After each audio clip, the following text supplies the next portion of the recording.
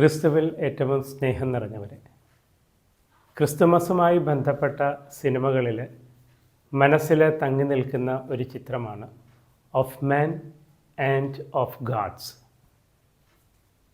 അൾജീരിയയിൽ mission ചെയ്യുന്ന, ശുശ്രൂഷ ചെയ്യുന്ന 9 സിസ്റ്റേഷ്യൻ സന്യാസികളുടെ ജീവിത കഥയാണ് അത് പറയുന്നത്. അത് 1997 അവിടെ തന്നെ നടന്ന സന്യാസികളുടെ കഥയാണിത്. വളരെ ദുസ്സഹമായ, അരക്ഷിതത്വം നിറഞ്ഞ ഒരു സാഹചര്യത്തിലാണ് അവർ ജീവിക്കുന്നത്. കാരണം തീവ്രവാദികളാൽ വേട്ടയാടപ്പെടുന്ന ഒരിടമാണിത്. അങ്ങനെയിരിക്കെ ക്രിസ്തുമസ് നാളുകളിൽ അവർക്ക് ഒരു ധാരണ ലഭിക്കുന്നു, ഏതു സമയവും അവർക്ക് എന്തും സംഭവിക്കാം. തീവ്രവാദികളാൽ അവർ വേട്ടയാടപ്പെടാം. ക്രിസ്തുമസിൻ്റെ തലേ ദിവസം സായാഹ്നത്തിൽ അവർ ഒരുമിച്ച് ചേർന്ന് ബലിയർപ്പിക്കുന്നു. ബലിയർപ്പിച്ച് ക്രിസ്തുവിൻ്റെ രക്തം പാനം ചെയ്യുമ്പോൾ അവരുടെ കണ്ണുകൾ നിറഞ്ഞിരുന്നു. ഒരുപക്ഷെ നാളെ അവർക്ക് എന്താണ് സംഭവിക്കുന്നത് എന്നതിനെക്കുറിച്ചുള്ള ആകുലതയായിരിക്കാം. പക്ഷേ അന്ന് തന്നെ അവരുടെ ജീവിതത്തിൽ വലിയ ദുരന്തം സംഭവിച്ചു. തീവ്രവാദികൾ അവരെ പിടിച്ചുകൊണ്ടുപോയി. ഒരാളൊഴികെ എല്ലാവരും വധിക്കപ്പെട്ടു. ക്രിസ്തുമസ് കാലം കുറേ മനുഷ്യരുടെ സങ്കടങ്ങളുടെയും വേദനയുടെയും ചിത്രം കൂടി നമ്മുടെ മനസ്സിലേക്ക് കൊണ്ടുവരുന്നു. ക്രിസ്തുവും ഇതേ വേദനയിലൂടെ കടന്നുപോയ ഒരാളാണ്. ഈജിപ്തിലേക്കുള്ള പലായനം നമ്മുടെയൊക്കെ മനസ്സിലുണ്ട്.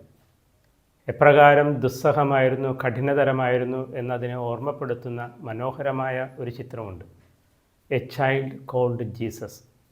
അതിൽ ഈ കുഞ്ഞിനെയും കൊണ്ട് രക്ഷപ്പെടാനും തിരികെ വരുന്നത് വരെയുള്ള മാതാവിൻ്റെയും ഔസേപ്പിതാവിൻ്റെയും ഒക്കെ കഷ്ടതകളും സങ്കടങ്ങളുമൊക്കെ വളരെ സുന്ദരമായിട്ട്, ഹൃദയസ്പർശിയായിട്ട് വരച്ച് കാണിക്കുന്നു. ഈ ക്രിസ്മസ് കാലം നമ്മളെ അത് ഓർമ്മപ്പെടുത്തുന്നു. ഇത് ഇന്നും സത്യമാണ്. വിശ്വാസത്തെ പ്രതി ഒരുപാട് മനുഷ്യർ ലോകത്തിൻ്റെ പല ഭാഗങ്ങളിലും പീഡിപ്പിക്കപ്പെടുന്നു, പലായനം ചെയ്യുന്നു.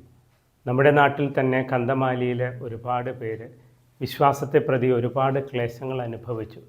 പക്ഷേ അപ്പോഴും അവർ ലോകത്തോട് വിളിച്ചു പറഞ്ഞു, ഞങ്ങൾക്ക് പ്രിയപ്പെട്ടത് ക്രിസ്തുവാണ്. കാരണം ഇപ്രകാരമുള്ള സങ്കടങ്ങളും ദുരിതങ്ങളുമൊക്കെ ഉണ്ടാകുമ്പോഴും അതിനേക്കാളുമൊക്കെ ഏറ്റവും വിലപ്പെട്ട ഒരു നിധി അവർക്ക് ലഭിച്ചിട്ടുണ്ട് എന്നുള്ള ധാരണയാണ് അതിന് കാരണം. ഇത് നമ്മളെ ഓർമ്മപ്പെടുത്തുന്ന ഒരു സത്യമുണ്ട്. നമ്മുടെ വിശ്വാസത്തെ കുറേ കൂടി വിലയുള്ളതായിട്ട് കാണാനായിട്ട് നമ്മുടെ മുൻപിൽ പലായനം ചെയ്യേണ്ട അവസ്ഥകളില്ല. നമ്മുടെ വിശ്വാസത്തെ പ്രതി ആരും നമ്മളെ പീഡിപ്പിക്കുന്നില്ല.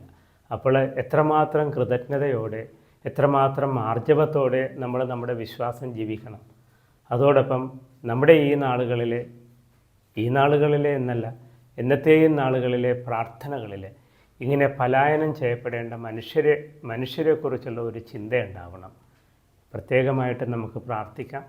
വിശ്വാസത്തിൻ്റെ പേരിൽ, ഭാഷയുടെ പേരിൽ, വർഗത്തിൻ്റെ പേരിലൊക്കെ ഒരിടത്തു നിന്ന് മറ്റൊരിടത്തേക്ക് പലായനം ചെയ്യപ്പെടേണ്ടി വരുന്ന എല്ലാ മനുഷ്യരെയും ദൈവമേ നീ അനുഗ്രഹിക്കണമേ.